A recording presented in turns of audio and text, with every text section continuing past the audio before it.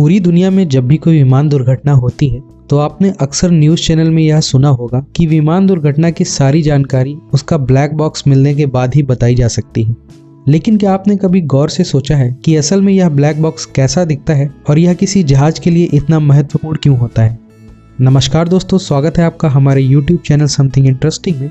और आज हम आपको विमान में पाए जाने वाले ब्लैक बॉक्स के बारे में कुछ खास बातें बताने वाले हैं। जब भी किसी विमान का हादसा होता है तो उसके पीछे का कारण जानने के लिए दो बहुत ही महत्वपूर्ण उपकरण जहाज के अंदर लगे होते हैं। पहला एयरक्राफ्ट का फ्लाइट डेटा रिकॉर्डर और दूसरा कॉकपिट वॉइस रिकॉर्डर, जिसे हम FDR और CVR भी बोलते हैं। और इसी फ्लाइट डेटा रिकॉर्डर को ब्लैक बॉक्स बोला जाता है। अब जब भी ब्लैक बॉक्स की बात आती है तो आपके दिमाग में उसकी इमेज एक काले डब्बे जैसी बनती होगी, लेकिन असल में ब्लैक बॉक्स ऑरेंज रंग का होता है।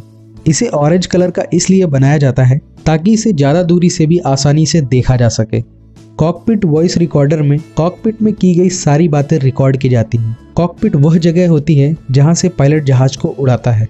ऐसे समय में ये डेटा बहुत ही ज़्यादा महत्वपूर्ण हो जाता है, क्योंकि आखिरी समय में पायलट क्या बात कर रहे थे यह बात दुर्घटना के बाद काफ़ी महत्वपूर्ण होती है। फ्लाइट डेटा रिकॉर्डर यानी ब्लैक बॉक्स में विमान से जुड़े दूसरे आंकड़े जैसे गति, ऊंचाई रिकॉर्ड होती है। यह दोनों प्रकार का डेटा बहुत ही महत्वपूर्ण होता है, जिससे यह पता लगाया जा सकता है कि विमान दुर्घटना किस वजह से हुई थी।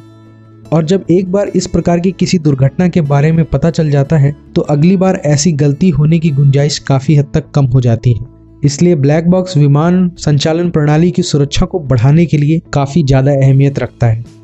पूरी दुनिया में ऑस्ट्रेलिया पहला देश है जिसने विमान में ब्लैक बॉक्स को लगाया जाना अनिवार्य कर दिया था। ऑस्ट्रेलिया के साइंटिस्ट डेविड वॉरेन ने ब्लैक बॉक्स का आविष्कार सन 1950 के दशक में किया था। ब्लैक बॉक्स को इस तरीके से बनाया जाता है कि सबसे विषम परिस्थितियों में भी इसका डेटा खराब ना हो सके और यह सही सलामत रहे। एक ब्लैक बॉक्स 1000 डिग्री सेल्सियस तक का तापमान झेल सकता है। इसके अलावा ब्लैक बॉक्स -70 डिग्री के तापमान पर भी काम कर सकता है।